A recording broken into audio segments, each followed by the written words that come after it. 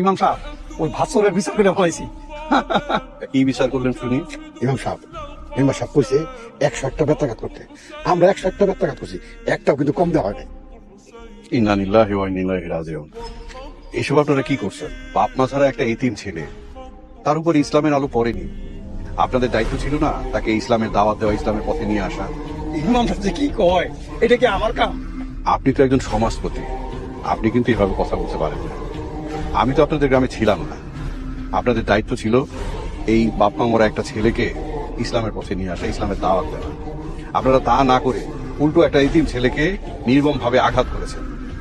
এটা কিন্তু আল্লাহ সইবে না। ভাই, আপনার দোকানে আমার একটা কাম দিবেন, আমি একটু কাম করে খাইতাম। তোমার মতন চোরের কাম দেবো না? যা এখান থেকে যা। ভাই, বস্তাটা আমি লয়ে যাই, আমার 2 টাকা দিয়ে। আমি আর কাম পাই না, তুমি দাও দাও সরান তো। আমি আজকেও গেছিলাম মানুষের কাছে কাম চাইতে, কেউ তো আমার কাম দিল না। তোর আগে মানুষের মনে বিশ্বাস আনা লাগবো, নইলে কেউ তোরে কাম দিব না। কিন্তু মানুষের মনে এই বিশ্বাস আমি কেমনে আনো?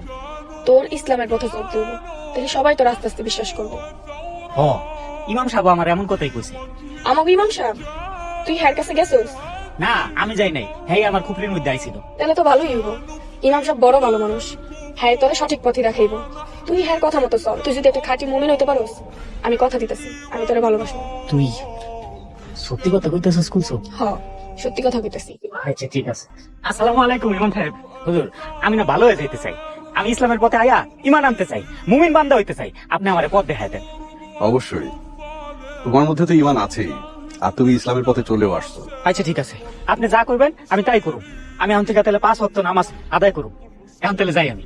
ঠিক আছে, আসসালামু আলাইকুম। ওয়ালাইকুম। শোনো, আগামীকাল থেকে তুমি উপজেলা মসজিদে খাদেমের দায়িত্ব পালন করবে। মাশাআল্লাহ, আপনি আমার লগে দোয়া করেন ইমাম সাহেব। আমি চেষ্টা করবো আপনার সম্মান বজায় রাখানোর লগে। একটা খুশির খবর আছে। তুই ইসলামের পথে আইসস, আমার কাছে এর চাইতে আর খুশি কিছুই নাই। তার তোর খুশির খবরটা কই।